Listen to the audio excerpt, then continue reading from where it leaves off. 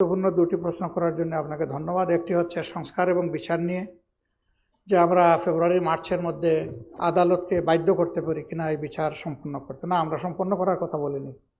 আমরা বলেছি যে কিছু বিচার হতে হবে দৃশ্যমান, যাতে জাতির মনে আস্থা তৈরি হয় যে বিচারের এই ধারাটা অব্যাহত থাকবে। আপনি বলেছেন পরবর্তী সরকারের ব্যাপারে এই ব্যাপারে কোনো সন্দেহ আছে কিনা।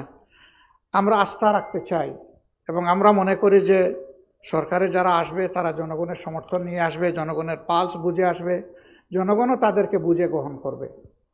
আমরা বিচারকে বাধ্য করে দিতে পারি না।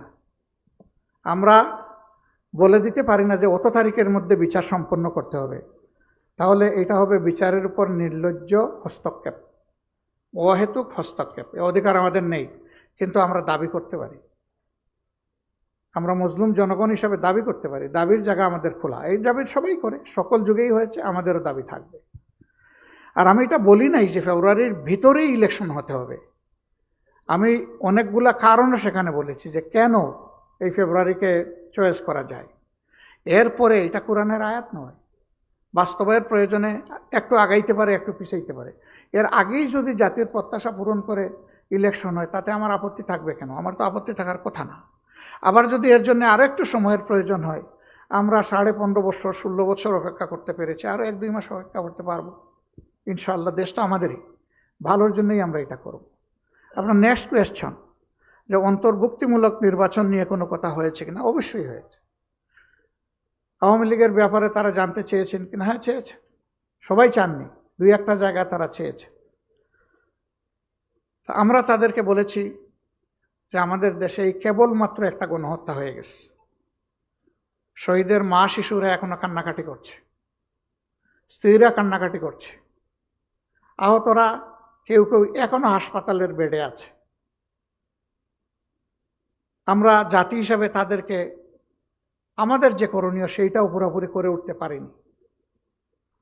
গোটা জাতি ট্রমাটাইজড। কারণ জুলাই আগস্ট এই সময়টা সরকার কার্যত গোটা জাতির বিরুদ্ধে দাঁড়িয়ে গিয়েছিল। এই আন্দোলন কোনো একক দলের বা পক্ষের ছিল না, এটা ছিল জনতার আন্দোলন। নেতৃত্বে ছিল আমাদের যুবক যুবতীরা, ইয়াং সোসাইটি, কিন্তু আন্দোলনে সম্পৃক্ত ছিল সারা দেশের জনগণ।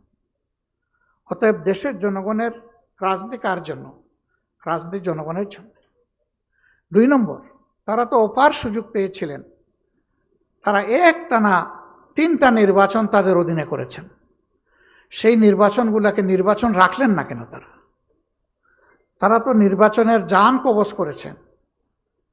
এমনকি জনগণ তো বলে যে তাদের ভোটাররা, তাদেরকে যারা সমর্থন করে, ওরাও নির্বাচনের প্রতি এতটা আস্থা হারিয়ে ফেলেছিল, তারাও ভোট দিতে যায়নি। This is fact. তা সেই রকম একটা দলকে এই মুহূর্তেই বাংলাদেশের জনগণ গ্রহণ করবে কিনা এবং আওয়ামী লীগও তাদের মানসিকতা পরিবর্তন করেছে কিনা, সেটা বিশাল প্রশ্ন। একথা বলার পরে তারা আর কিছু বলেননি। তারা আর পাল্টা জিজ্ঞেস করেনি এইটা কি ওইটা কি, এখানেই তারা থেমে গেছে। এবং রিয়েলিটি সবাইকে মেনে নিতে হবে। This is reality.